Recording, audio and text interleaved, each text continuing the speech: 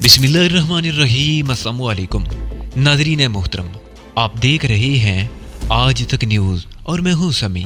इससे पहले आप इस दास्तान की 4 एक साथ सुन चुके हैं और अब 5वीं किस्त मुलाहिज़ा फरमाएं। वालदा के बारे में भी ये खबर सुन ली थी कि वो भी इस दुनिया में नहीं रही और मेरी बहन समीना, मेरे मुंह से भी इख्तियार निकला ये सवाल करते हुए मेरा दिल एक बार फिर पूरी शिद्दत से धड़क उठा था। समीना लापता है। कमांडर मुहिबुल्लाह ने नजरें झुकाकर पहले से भी ज्यादा धीमी आवाज में जवाब दिया। वो भी उन 6 लड़कियों में शामिल है जिनके बारे में शुभ है कि उन्हें फौजी उठाकर ले गए हैं, लेकिन हो सकता है कि जब कस्बे पर हमला हुआ था तो ये लड़कियां अपनी इज्जत और जान बचाने के लिए कस्बे से भागकर खेतों में छुप गई हों या किसी और करीबी बस्ती में पहुंच गई हों। उन्हें बहरहाल तलाश किया जा रहा है और उम्मीद अच्छी रखनी चाहिए। मैंने आंखें बंद कर ली। मैं जानता था कि उसने आखिरी अल्फाज मेरी दिलजोई के लिए कहे थे, वरना वो भी जानता था कि हकीकत है क्या हो सकती है। मैंने सिर्फ राबिया को अपने घर वाली गली में फौजियों के चुंगल में देखा था। उस वक्त सूरत हाल ऐसी थी कि फौजियों ने गलियों की नाकाबंदी कर रखी थी, किसी को भागने का मौका नहीं मिल सका था। समीना या दूसरी लड़कियां भागकर कहाँ जा सकती थी। 2 लड़कियों की लाशें मैंने कस्बे से 3 मील दूर उस पहाड़ी पर देखी थी जहां मैं भी रात भर बेहोश पड़ा रहा था। समीना और दूसरी लड़कियां शायद फौजियों की दूसरी पार्टी के हाथ लग गई थी और वो उन्हें दूसरी तरफ ले गए थे। उन 2 लड़कियों की लाशें देखकर मैं अंदाजा लगा सकता था कि समीना और दूसरी लड़कियों के साथ क्या हुआ होगा। हो सकता है कि उनकी लाशें भी पहाड़ियों में कहीं पड़ी हो। मैं अंदर से कांप रहा था और जब्त करने की कोशिश कर रहा था, लेकिन हिचकियां थी कि मेरे काबू में नहीं आ रही थी और ना ही मैं आंसुओं पर काबू पा सका। मेरा जिस्म हौले हौले कांपने लगा। मरियम मेरे करीब बैठ गई। उसने मुझे सहारा देकर उठाया और अपनी आगोश में समेट लिया। उस वक्त मैं अपनी तकलीफ भूल गया। बस मई सन। मरियम ने मेरी पेशानी पर बोसा दिया और मेरे रुखसारों पर बहने वाले आंसू पूछते हुए बोली, तुम एक दलेर और हौसलामंद नौजवान हो मुजाहिद, और मुजाहिद रोया नहीं करते। तुम एक बहुत बड़े मकसद के लिए लड़ रहे हो और जब मकसद बड़ा हो तो ऐसी कुर्बानियां देनी ही पड़ती हैं। उस वक्त के बारे में सोचो जब तुम उन खूनख्वार बेड़ियों को वादी से निकाल फेंकोगे। उनके गलीज वजूद के बगैर वादी कितनी हसीन लगेगी, कितना सुकून होगा यहाँ। फिर यहाँ किसी का खून नहीं बहेगा, किसी लड़की की इज्जत नहीं लुटेगी। आने वाली नस्लें याद करेंगी उन लोगों को जिन्होंने अपनी इज्जत व आबरू और जान के नजराने पेश करके उन्हें आज़ादी का तोहफा दिया। तुम एक बाहिम्मत नौजवान हो। हौसला हार गए तो ये कुर्बानियां जाया हो जाएंगी। नहीं भाई सन, तुम इन कुर्बानियों के अमीन हो, इन्हें जाया नहीं होने दोगे। मरियम मुझे अपने सीने से लगाए बार बार मेरा मुंह चूम रही थी। कभी मेरे बालों में उंगलियां फेरने लगती। गाहे बगाए कमांडर मुहिबुल्लाह और मोहम्मद आजम के हमदर्दाना बोल भी मेरी समाज से टकरा रहे थे। मेरी हिचकियां सिसकियों में बदल गईं और फिर मैं बतदरीज पुरसुकून होता चला गया। मरियम काफी देर तक मुझे अपनी आगोश में लिए बैठी रही। फिर उसने आहिस्ते से मुझे दोबारा बिस्तर पर लिटा दिया और उठकर गार के दूसरे हिस्से में चली गई। कमांडर मुहिबुल्लाह अपनी जगह से सरक कर मेरे और करीब आ गया और हमदर्दाना बातें करने लगा। तकरीबन 20 मिनट बाद मरियम बगैर दूध के चाय बनाकर ले आई। मिट्टी के मग थे। कसरते इस्तेमाल से उनका रंग भी उड़ चुका था। एल्युमिनियम की केतली भी धुएं से बिल्कुल काली हो रही थी। उसने चाय एंडेल का एक मग कमांडर मुहिबुल्लाह और मोहम्मद आजम को दे दिया और मुझे सहारा देकर बिठा दिया। वो एक हाथ से मुझे सहारा दिए रही और दूसरे हाथ से कहवे का मग मेरे होंठों से लगा दिया। कहवे में इलायची की खुशबू थी। पत्ती और चीनी का तनासब भी बहुत मुनासिब था, जिससे चाय खुश जायका होने लगी। चाय पिलाने के बाद मरियम ने मुझे लिटा दिया और खुद चाय की चुस्कियां लेने लगी। कमांडर मुहिबुल्लाह और मोहम्मद आदम तकरीबन 2 घंटे वहां रहे और फिर अगले रोज आने का कहकर चले गए। मरियम गार के दाने तक उनके साथ गई थी और फिर वापस आकर मेरे पास बैठ गई और देर तक बातें करती रही। फिर कुछ फासले पर बिछी हुई प्याल पर लेट गई। उसके करीब ही दीवार के साथ एक सब मशीन गन भी इस्तादा थी। मेरा ख्याल था कि हम दोनों यहाँ अकेले रह गए हैं, लेकिन मरियम ने बताया कि 3 आदमी गार के बाहर मुख्तलिफ जगहों पर मौजूद हैं। मरियम काफी देर तक मुझसे बातें करती रही और फिर मेरी पलकें नींद के बोझ से झुकने लगी। मरियम की आवाज मुझे बहुत दूर से आती हुई महसूस हो रही थी। सुबह जब मेरी आंख खुली तो 7 बज रहे थे। वक्त मरियम ने बताया था। गार के अंदर मेरे लिए तो ये अंदाजा लगाना ही मुमकिन नहीं था कि दिन का वक्त है या रात का। मरियम ने मुझे उठाकर मुंह हाथ धुलाया। इसी दौरान 2 और आदमी गार में आ गए। उन दोनों की उम्रें 25 और 30 के दरमियान रही होंगी। दोनों के कद लंबे और हाथ पैर मजबूत थे। दोनों के कंधों पर सब मशीन गनें लटकी हुई थी। दोनों की आंखें सुर्ख थी और शेव बड़े हुए थे। उन दोनों ने बड़ी गर्मजोशी से मुझसे हाथ मिलाया और मेरे करीब ही बैठ गए। उनमें से एक का नाम जैगम था और दूसरा चनपीर। वो रात को गार के बाहर ड्यूटी दे रहे थे। उनका एक साथी अब भी बाहर मौजूद था। मरियम गार के दूसरे हिस्से में चली गई। उसकी वापसी तकरीबन 20 मिनट बाद हुई थी। उसने चाय की केतली और मगे मेरे करीब ही फर्श पर रख दिए और दूसरे हाथ में मैला सा दस्तरख्वान भी फर्श पर ही रख दिया जिसमें रोटियां लिपटी हुई थी। मरियम ने मगों में कहवा अंडेल कर दस्तरख्वान खोल दिया। रोटियां मोटी मोटी थी और आटे में नमक भी मिला हुआ था। कहवे के साथ ये नमक वाली रोटियां वाकई मजा दे गई। मुझे तो कहवे के साथ नमक मिली हुई रोटी खाने में मजा आ रहा था, इसलिए कि मैं पहली बार खा रहा था। लेकिन मुझे दीन तो अरसा से इस चीज पर गुजारा कर रहे थे। यही उनके लिए मन्नो सलवा और ये खुराक भी कभी उन्हें नसीब होती थी और कभी 2-2 दिन फाके करने पड़ते थे। जैगम और चनपीर नाश्ता करके मेरे पास बैठे बातें करते रहे, फिर एक तरफ फर्श पर पड़कर सो गए। उसके तकरीबन 1 घंटे बाद उनका तीसरा साथी भी आ गया। उसने बताया कि बारामूला से 2 लड़के आ गए हैं जिन्होंने गार के बाहर ड्यूटी संभाल ली है। वो नौजवान भी नाश्ता करके सो गया। डॉक्टर मरियम ने बर्तन संभाले और मेरे पास बैठ गई। वो धीमे लहजे में मुझे अपने बारे में बता रही थी। उसने अपनी जिंदगी मुझे दीन के लिए वक्फ कर दी थी। उन पिछले 2 बरसों के दौरान उसे बड़े संगीन तजुर्बात से गुजरना पड़ा था। कई मरतबा मौत से आमना सामना भी हुआ था। एक मरतबा वो खुद भी जख्मी हुई थी और फिर एक और मौके पर वो उससे भी ज्यादा संगीन सूरत हाल में फंस गई थी।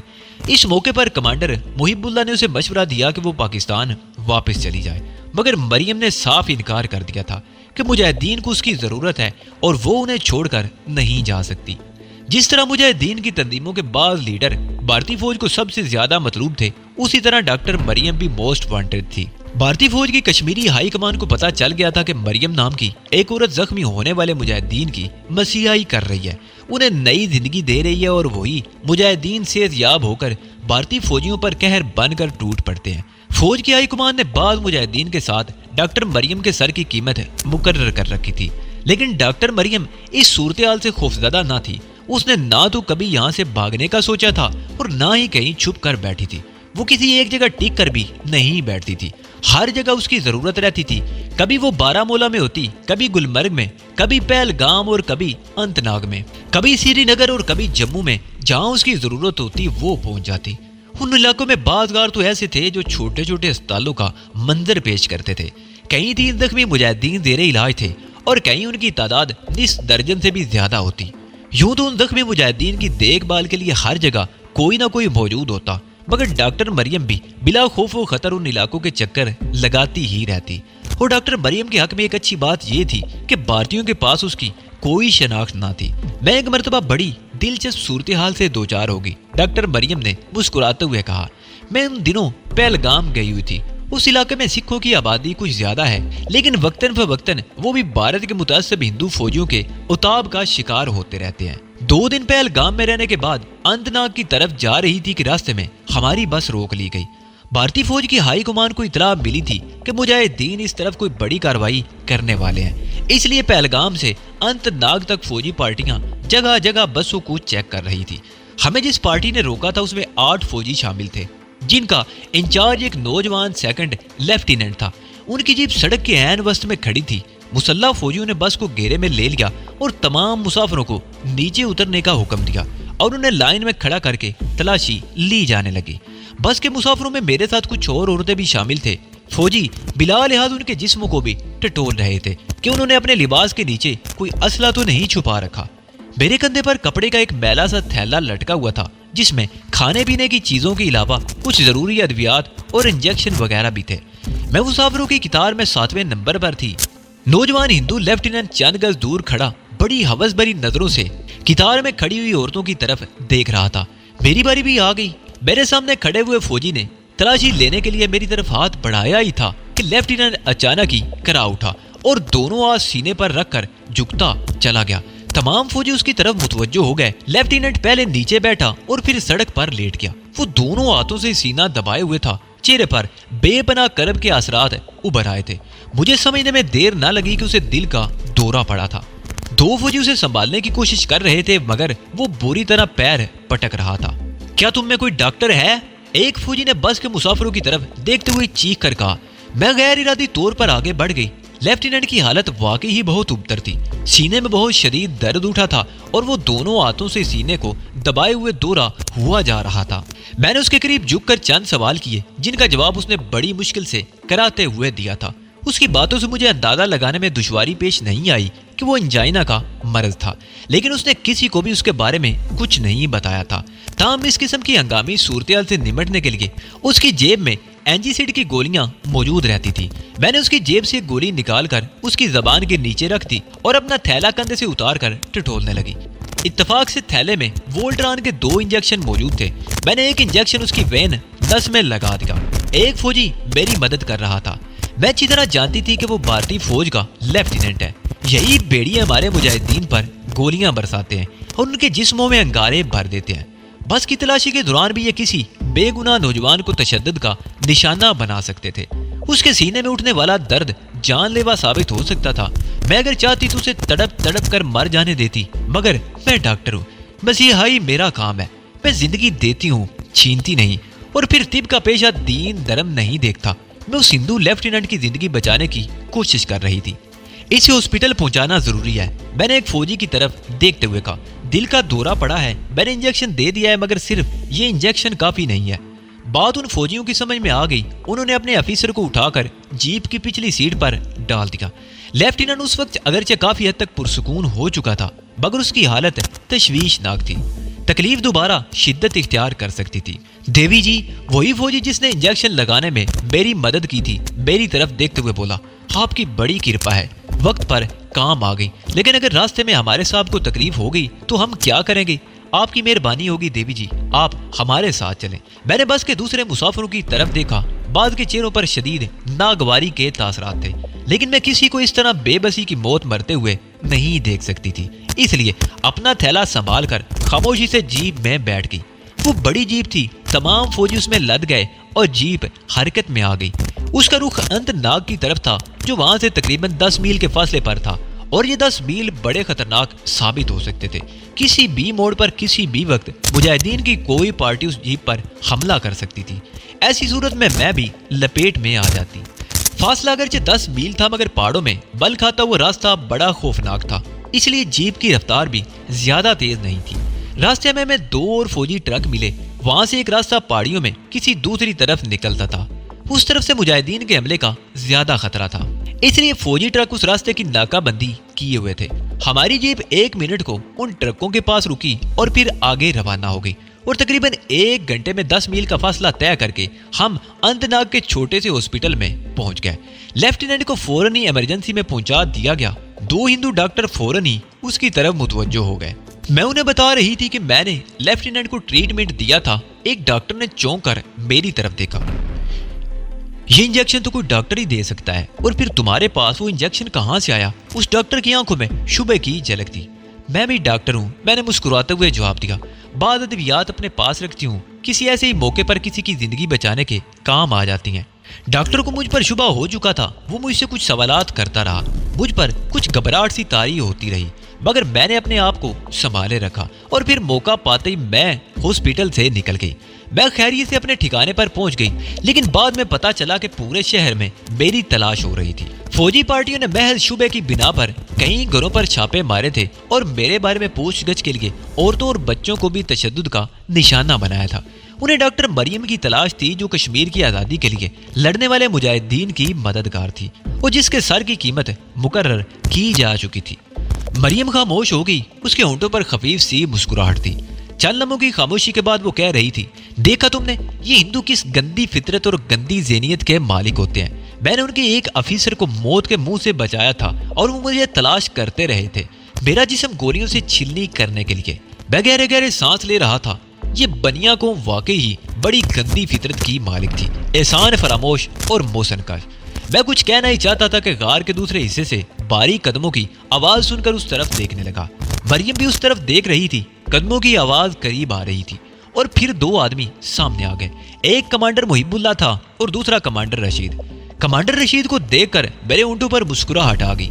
کمانڈر رشید نے جھک کر بڑی گرم جوشی سے مجھ سے ہاتھ ملایا اور میرے قریبی زمین پر آلتی پالتی مار کر بیٹھ گیا، میری خیر خیریت دریافت کی اور میرے اوپر سے کمبل ہٹا کر میرے زخم دیکھنے لگا۔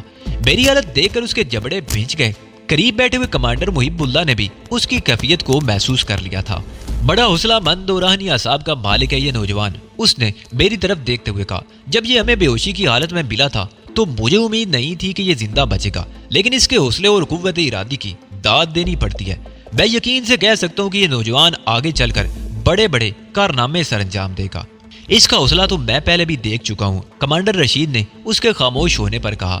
سری نگر گلمرگ شاہراہ پر فوجی کانوائے تباہ کرنے میں اس نے جس طرح ہمارا ساتھ دیا تھا وہ قابل تعریف ہے۔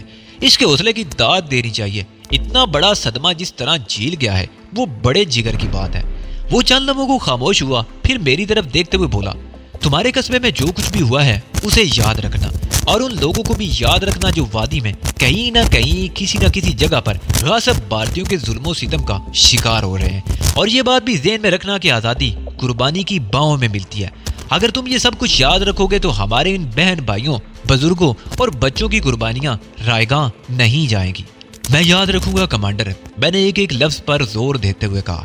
میں نے جو کچھ اپنی آنکھوں سے دیکھا ہے وہ کیسے بھلا سکتا ہوں۔ شاباش میرے بچے، کمانڈر رشید نے میرا کندھا تھپ تھپایا۔ اس نے ہاتھ میرے مضروب کندھے پر مارا تھا۔ میں بڑی مشکل سے اپنی تکلیف کو ضبط کر سکا۔ ڈاکٹر مریم مہمان نوازی کی رسم پوری کرتے ہوئے کہوا بنا لائی۔ کمانڈر کہوی کی چسکیاں لیتے ہوئے مریم سے میرے بارے میں دریافت کرنے لگا۔ کسی بیمار کے صحت یاب ہونے میں اس کی اپنی قوت ارادی کا بڑا دخل ہوتا ہے، مریم نے جواب دیا، اور شمرود تو بہت ہی مضبوط قوت ارادی کا مالک ہے۔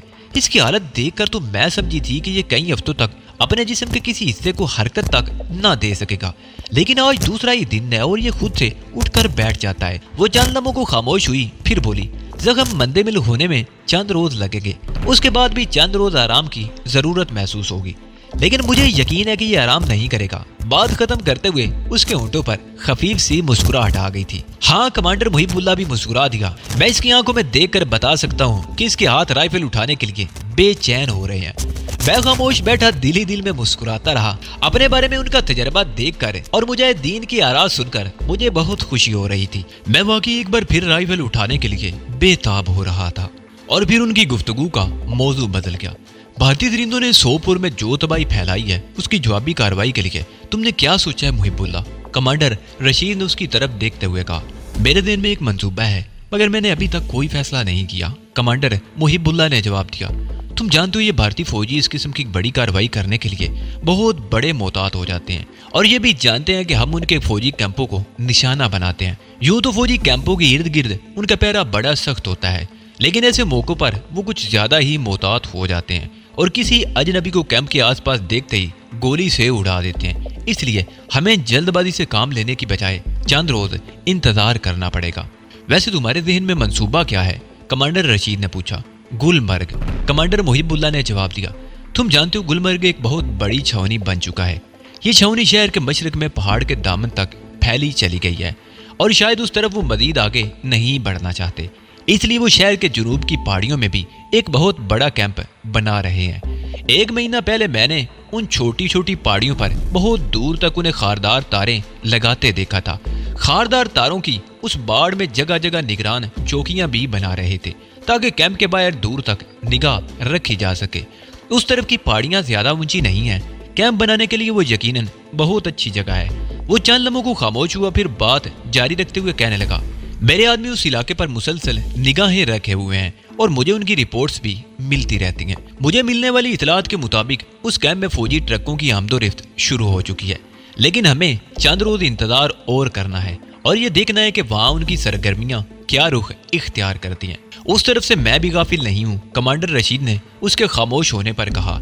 میرے آدمی بھی علاقے پر نگاہ رکھے ہوئے ہیں اور مجھے ملنے والی اطلاعات کے مطابق وہاں اسلحہ اور گولہ بارود کا ڈیپو قائم کیا جا رہا ہے۔ یہ تو بڑی تشویشناک خبر ہے، کمانڈر محب اللہ نے کہا۔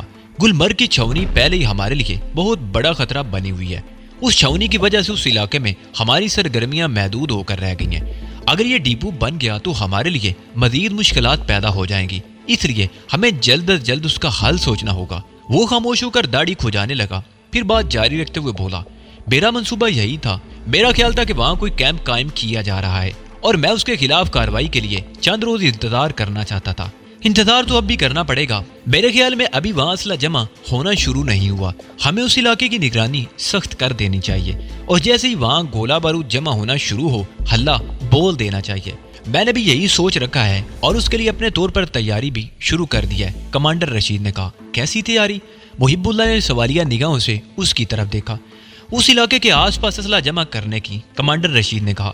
हम राइफलों या सब मशीन गनों से उस कैंप को ज्यादा नुकसान नहीं पहुंचा सकते। उसके लिए हमें ऐसी चीजों की जरूरत पड़ेगी जिससे गोला बारूद के उस डिब्बों को ज्यादा से ज्यादा नुकसान पहुंचाया जा सके। मसलन, कमांडर मुहिबुल्लाह ने पूछा।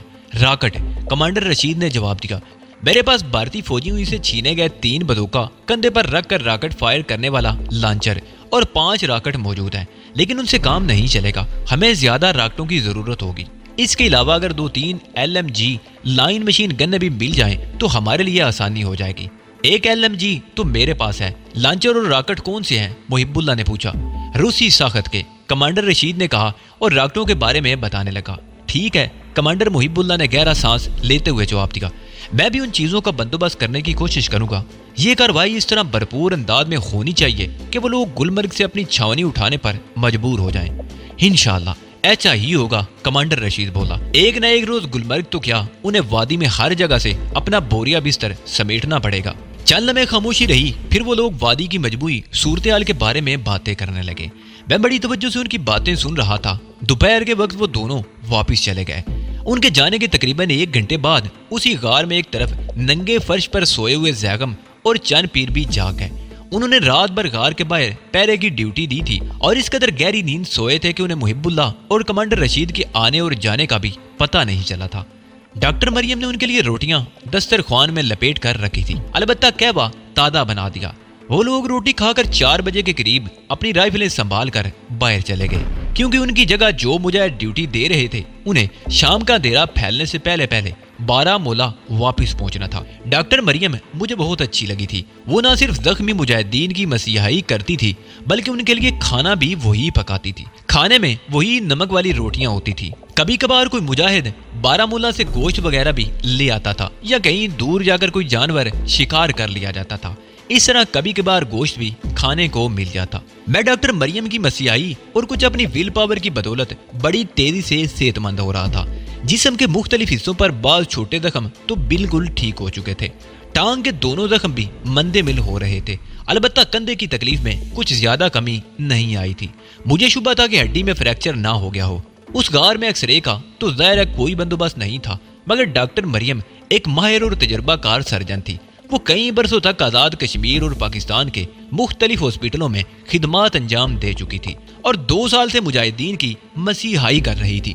उसे यकीन था कि हड्डी में फ्रैक्चर नहीं था, क्योंकि उसके ख्याल में फ्रैक्चर होता तो मैं अपने कंधे या उस बाजू को हरकत भी नहीं दे सकता था। 8 दिन बाद मैं उठकर आहिस्ता आहिस्ता गार ही में थोड़ा बहुत चलने फिरने लगा था और फिर एक रोज डॉक्टर मरियम को बुडगाम जाना पड़ गया। ये कस्बा बारामूला से तकरीबन 40 मील और श्रीनगर से चंद मील के फासले पर था। बुडगाम की नवाई पहाड़ियों में भी एक ऐसा ही खुफिया गार था जहां जख्मी मुजाहिदीन का इलाज और देखभाल की जाती थी। बारामूला से बुडगाम तक जाने के लिए 2 रास्ते थे। एक तो ये कि पहले श्रीनगर जाया जाए और वहां से बुडगाम का रुख किया जाए, और दूसरा रास्ता करोड़ और मागाम नामी कस्बों से होकर जाता था। उस रास्ते से फासला निस्बतन कम था। उस तरफ कोई बाकायदा और पुख्ता सड़क भी नहीं जाती थी। पथरीले रास्ते थे जिन पर खटारा सी बसें या जीपें चलती थी, लेकिन उस तरफ भी भारतीय फौजियों के दस्ते पेट्रोलिंग करते रहते थे। हकीकत तो ये थी कि वादी कश्मीर का कोई भी इलाका उन नापाक कदमों से महफूज नहीं था, मगर फौजियों की कड़ी पेट्रोलिंग के बावजूद मुजाहिदीन अपनी सरगर्मियां जारी रखे हुए थे। बारामूला से बुडगाम पहुंचने का एक तीसरा रास्ता भी था जिसे बाकायदा रास्ता नहीं कहा जा सकता था। पहाड़ों में बल खाती हुई तंग सी पगडंडियां थी जिन पर पैदल या सिर्फ खच्चरों पर सफर किया जा सकता था, और कोई सवारी उन रास्तों पर सफर नहीं कर सकती थी। मुजाहिदीन आमतौर पर ऐसे ही रास्तों पर पैदल सफर करते थे या खच्चरों पर या कभी कभार मोटरसाइकिल पर सफर किया करते थे। ऐसे रास्ते मुजाहिदीन के लिए सबसे ज्यादा महफूज थे, क्योंकि भारतीय सुरमा उन तंग रास्तों की तरफ आने की हिम्मत नहीं कर सकते थे। डॉक्टर मरियम ने यही तीसरा रास्ता इख्तियार करने का फैसला किया था, क्योंकि उसे लेने के लिए एक मोटरसाइकिल सवार मुजाहिद गार में पहुंच गया था। डॉक्टर मरियम ने अपना कपड़े का मैला सा थैला कंधे पर लटका लिया।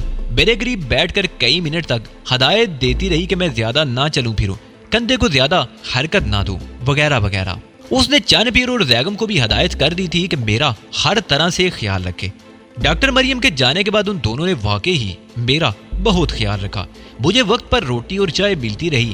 زیگم باقاعدگی سے صبح و شام میرے کندھے کی مالش بھی کرتا رہا۔ تیسرے روز چند پیر بہت دور جا کر ایک پہاڑی کا بکرا شکار کر لایا تھا۔ اس نے بڑی مہارت سے بکرے کی کھال اتاری اور گوشت کے بڑے بڑے پارچے بنا ڈالے۔ یہ کام وہ اس غار کے دوسرے حصے میں کر رہا تھا اور میں بھی اپنی جگہ سے اٹھ کر اس کے قریب آ گیا تھا۔ چند پیر نے بکرے کی دونوں رانیں الگ کر لیں اور باقی گوشت نمک لگا کر اس طرح سنبھال کر رکھ دیا کہ کم از کم 1 ہفتے تک خراب نہ ہو سکے۔ اس نے غار کے ایک کونے میں آگ جلا لی اور رانیں بھوننے لگا۔ لکڑیوں کا دھواں اوپر جا کر غار کی چھت میں کہیں غائب ہو رہا تھا۔ میں الاؤ کے قریبی پتھر پر بیٹھا بڑی دلچسپ نظروں سے روسٹ ہوتی ہوئی بکرے کی رانوں اور کبھی زیگم کی طرف دیکھتا رہا۔ مریم 4 دن بعد لوٹی تھی۔ وہ بڑگام سے واپسی پر سری نگر بھی ہو کر آئی تھی، جہاں سے کچھ دوائیں وغیرہ خریدی تھی۔ 1 مہینہ گزر گیا۔ اسی دوران کمانڈر محب اللہ بھی 2-3 چکر لگا چکا تھا۔ اس سے مجھے وادی کے مختلف مقامات پر مجاہدین کی سرگرمیوں کا پتہ چلتا رہتا تھا۔ بھارتی وحشیوں کے خلاف ان کی سرگرمیاں جاری تھی۔ بھارتی فوجیوں سے چھوٹی چھوٹی جھڑپیں ہوتی ہی رہتی تھی، جن میں بھارتیوں کو قابل قدر جانی و مالی نقصان پہنچایا جا رہا تھا۔ مجاہدین چھاپہ مار کارروائیاں مکمل کر کے پہاڑوں میں روپوش ہو جاتے اور بھارتی فوجی ان کی تلاشی کے بہانے قرب و جوار کی بستیوں پر حلہ بول دیتے اور بے گناہ بوڑھوں، معصوم بچوں اور عورتوں کو تشدد کا نشانہ بناتے۔ عورتوں کو ساتھ زیادتی ان کا معمول بن چکا تھا۔ اس قسم کی خبریں بھی ملتی رہتی تھی کہ فلاں بستی سے بھارتی فوجی کسی عورت کو اٹھا کر لے گئے اور اجتماعی آبرو ریزی کے بعد اسے جنگل میں پھینک کر چلے گئے۔ اس قسم کی خبریں سن کر میرا خون کھول اٹھتا۔ میں نیلم اور حمیدہ کی نچی ہوئی لاشیں دیکھ چکا تھا، جنہیں اجتماعی زیادتی کا نشانہ بنا کر موت کے گھاٹ اتار دیا گیا تھا۔ میری بہن زینب لاپتہ تھی۔ اس کے بارے میں بھی میں کسی خوش فہمی میں مبتلا نہیں تھا۔ اسے بھی حوث کا نشانہ بنا کر یا تو ختم کر دیا گیا ہوگا یا ان کی قید میں پڑی سسکیاں بھر رہی ہوگی۔ میں اب غار میں پڑے پڑے اکتا چکا تھا۔ میری ٹانگ اور دوسرے زخم بالکل ٹھیک ہو چکے تھے۔ مجھے اب چلنے پھرنے یا حرکت کرنے میں کوئی تکلیف نہیں ہوتی تھی۔ تاہم کندھے میں کچھ تکلیف ابھی باقی تھی، لیکن میرا خیال تھا کہ اپنی معمول کی سرگرمیاں شروع کر دوں تو یہ تکلیف بھی ختم ہو جائے گی۔ اس روز ایک اور خبر نے مجھے جھنجھوڑ کر رکھ دیا۔ گزشتہ رات ایک جھڑپ میں بھارتی فوج کا ایک میجر اور 7 فوجی مجاہدین کے ہاتھوں مارے گئے تھے۔ اس جھڑپ میں 2 مجاہد بھی شہید ہوئے تھے، جبکہ دوسرے مجاہدین پہاڑیوں میں روپوش ہو گئے تھے۔ بھارتی فوجیوں کے ایک دستہ شہید ہونے والے مجاہدین کی لاش لے کر پتن پہنچ گیا۔ پتن زیادہ بڑا قصبہ نہیں تھا۔ بھارتیوں نے مجاہدین کی لاش قصبے کے مرکزی چوک پر ڈال دی اور اعلان کر دیا کہ یہاں پناہ لینے والے مجاہدین کو ان کے حوالے کر دیا جائے، مگر کسی مجاہدین نے پتن کا رخ نہیں کیا تھا۔ بھارتی فوجیوں نے سنگ دلی اور بربریت کا ایک اور مظاہرہ کرتے ہوئے دونوں شہید مجاہدین کی آنکھیں نکال دی اور سنگینیوں سے ان کے پیٹ چاک کر دیے اور لاشوں کو ٹانگوں سے پکڑ کر چوک میں گھسیٹنے لگے۔ مجاہدین کی لاشوں کی یہ بے رحمتی قصبے والوں کے لیے ناقابل برداشت تھی، مگر وہ سب نہتے تھے، کچھ نہیں کر سکتے تھے۔ لیکن 2 نوجوانوں کی قوت برداشت جواب دے گئی۔ وہ اللہ اکبر کا نعرہ بلند کرتے ہوئے بھارتی فوجیوں پر ٹوٹ پڑے۔ بھارتی فوجی یہ سمجھے کہ گاؤں میں چھپے ہوئے مجاہدین نے ان پر حملہ کر دیا ہے۔ فوجیوں نے اندھا دھند فائر کھول دیا۔ ان پر جپٹنے والے دونوں نوجوان چھلنی ہو کر گر پڑے۔ اندھا دھند برسائی جانے والی گولیوں نے کئی اور بے گناہوں کو بھی چاٹ لیا تھا۔ بھارتی درندے کئی بے گناہوں کی لاشیں گرا کر بھاگ گئے۔ اس قسم کے واقعات روز کا معمول بن چکے تھے۔ میری قوت برداشت بھی اب جواب دیتی جا رہی تھی۔ اس روز جب کمانڈر محب اللہ کچھ دیر کے لیے آیا تو میں نے اس پر اپنی اکتاہٹ اور بیداری کا اظہار کر ہی دیا۔ کمانڈر نے سوالیہ نگاہوں سے ڈاکٹر مریم کی طرف دیکھا۔ اب یہ بالکل ٹھیک ہے اور میرا خیال ہے کہ اب آپ کا ساتھ دے سکتا ہے، ڈاکٹر مریم نے مسکراتے ہوئے کہا۔ میرے اونٹوں پر بھی مسکراہٹ آ گئی اور میں اچھل کر اپنی جگہ سے کھڑا ہو گیا۔ میرے خیال میں تمہیں کچھ اور آرام کی ضرورت تھی، لیکن ایک اہم مشن میں مجھے تمہاری ضرورت ہے، اس لیے مریم کی بات بھی مان لیتا ہوں۔ تم تیار ہو جاؤ، ہم آدھے گھنٹے بعد یہاں سے روانہ ہو جائیں گے۔ کمانڈر محب اللہ نے میری طرف دیکھتے ہوئے کہا۔ میرے جسم پر اس وقت ایک لمبا سا کرتا اور گھٹنوں تک نکر تھی۔ مجھے یاد تھا کہ 1 مہینے پہلے جب بھارتی فوجیوں نے ہمارے قصبے پر حملہ کیا تھا تو میں نے پینٹ اور شرٹ پہن رکھی تھی، جبکہ میری ٹانگ کے زخموں کی مرہم پٹی کرنے کے لیے میری پتلون کو کاٹ کر نکر بنا دیا گیا تھا۔ بعد میں نے ایک ساتھی مجاہد کا کرتا پہن لیا تھا، جبکہ جسم کے نچلے حصے پر وہی نکر تھی۔ 1 منٹ، میں تمہیں زیگم کے کپڑے دیتی ہوں، وہ پہن لو، مریم کہتے ہوئے غار کے دوسرے حصے میں چلی گئی۔ میں بھی اس کے پیچھے ہی چل پڑا۔ یہ غار بہت بڑا اور کئی حصوں پر مشتمل تھا۔ ایک حصے میں راشن اور ضروریات کا دیگر سامان رکھا ہوا تھا۔ ایک حصہ کچن بنا ہوا تھا۔ اس طرف کی چھت اور دیواریں دھوئیں سے کالی ہو رہی تھی۔ باقی دو حصے رہائش کے لیے استعمال ہوتے تھے۔ یہ غار اگرچہ پہاڑ کے اندر خاصی گہرائی میں تھا، لیکن یہاں گھٹن کا احساس بالکل نہیں تھا۔ تازہ ہوا کسی نہ کسی طرف سے آتی ہی رہتی تھی۔ میں ڈاکٹر مریم کے ساتھ غار کے جس حصے میں آیا تھا وہ مجاہدین کی رہائش کے لیے استعمال ہوتا تھا، اور یہ حصہ زیادہ کشادہ نہیں تھا۔ یہاں فرش پر ایک چٹائی بچھی ہوئی تھی۔ ایک دیوار کے ساتھ چین رائفلیں رکھی ہوئی تھی۔ ان میں 2 SMG بھی تھیں۔ ان کے قریب ہی فاضل میگزینز کا ڈھیر لگا ہوا تھا۔ اس دیوار پر ٹھکی ہوئی کیلوں پر کپڑوں کے 3-4 جوڑے ٹنگے ہوئے تھے۔ ڈاکٹر مریم نے ایک جوڑا اتار کر میری طرف بڑھا دیا۔ کپڑا کھدر کی طرح موٹا اور کھردرا تھا۔ یہ کپڑے میں نے کل ہی دھو کر یہاں ٹانگے تھے، یہ پہن لو، اور تمہیں رائفل کی بھی ضرورت ہوگی۔ اس نے یہ کہتے ہوئے رائفلوں کی طرف اشارہ کیا۔ ان میں سے جو رائفل تمہیں پسند ہو لے لینا، اور میگزین بھی۔ تم تیار ہو جاؤ، میں چائے بناتی ہوں۔ ڈاکٹر مریم باہر چلی گئی۔ میں نے کپڑے بدلے اور رائفلیں اٹھا کر دیکھنے لگا۔ مجھے ایک SMG پسند آ گئی۔ گلمرگ شاہراہ پر جب ہم نے فوجی قافلے پر حملہ کیا تھا تو اس وقت بھی میرے پاس سب مشین گن ہی تھی۔ SMG چیک کرنے کے بعد میں نے 2 میگزین بھی اٹھا لیے اور غار کے اس حصے میں آ گیا جہاں کمانڈر محب اللہ بیٹھا ہوا تھا۔ میرے ہاتھ میں SMG دیکھ کر اس کے ہونٹوں پر مسکراہٹ آ گئی۔ تھوڑی دیر بعد ڈاکٹر مریم قہوہ لے کر آ گئی۔ قہوہ پینے کے دوران زیادہ تر خاموشی ہی رہی۔ کمانڈر محب اللہ نے قہوہ کا آخری گھونٹ بھرا اور خالی مگہ فرش پر رکھتے ہوئے اٹھ کر کھڑا ہو گیا۔ میں بھی اٹھ گیا اور قریب پڑی ہوئی SMG اٹھا کر کندھے پر لٹکا لی۔ ڈاکٹر مریم غار کے دہانے تک ہمارے ساتھ آئی تھی۔ اس نے میری پیشانی پر بوسہ دے کر اس طرح رخصت کیا جیسے ماں اپنے بیٹے کو اپنی دعاؤں کے سائے میں محاذ جنگ پر جانے کے لیے رخصت کرتی ہے۔ میں 2-3 مرتبہ پہلے بھی غار کے دہانے تک آ چکا تھا، لیکن اس سے آگے نہیں گیا تھا۔ غار کا دہانہ بہت تنگ اور خاصی بلندی پر تھا۔ اس کے سامنے چھوٹی چھوٹی چٹانیں تھیں جن کے درمیان بہت تنگ سا راستہ تھا جس میں سے ایک آدمی بمشکل گزر سکتا تھا۔ ان چٹانوں اور تنگ سے راستے کی وجہ سے یہ غار خاصا پوشیدہ ہو گیا تھا۔ ایک تو کسی اجنبی کی اس طرف آنے کا امکان نہیں تھا۔ اگر کوئی آ بھی جاتا تو غار تک پہنچ جانا ممکن نہ ہوتا۔ لیکن مجھے حیرت تھی کہ مجاہدین نے یہ غار کس طرح تلاش کیا تھا۔ یہ ان کے لیے محفوظ ترین پناہ گاہ تھی۔ غار کے باہر ڈیوٹی دینے والے مجاہدین بھی اسی طرح اپنی کمی گاہوں میں کھڑے تھے کہ وہ تو کسی کی نظروں میں آ ہی نہیں سکتے تھے، البتہ وہ خود نشیب میں دور دور تک دیکھ سکتے تھے۔ کمانڈر محب اللہ آگے تھا اور میں اس کے پیچھے پیچھے چل رہا تھا۔ راستہ خاصا دشوار تھا، کبھی کسی چٹان پر چڑھنا پڑتا اور کبھی نہایت خطرناک تنگ راستوں پر نشیب میں اترنا پڑتا۔ مجھے حیرت تھی کہ وہ بھی زخمی مجاہدین کو غار تک کس طرح لے جاتے ہوں گے۔ ہم تقریباً 1 گھنٹے تک ان پہاڑیوں میں چلتے رہے اور پھر ایک جگہ رک گئے۔ تقریباً 200 گز نشیب میں دریا بہہ رہا تھا۔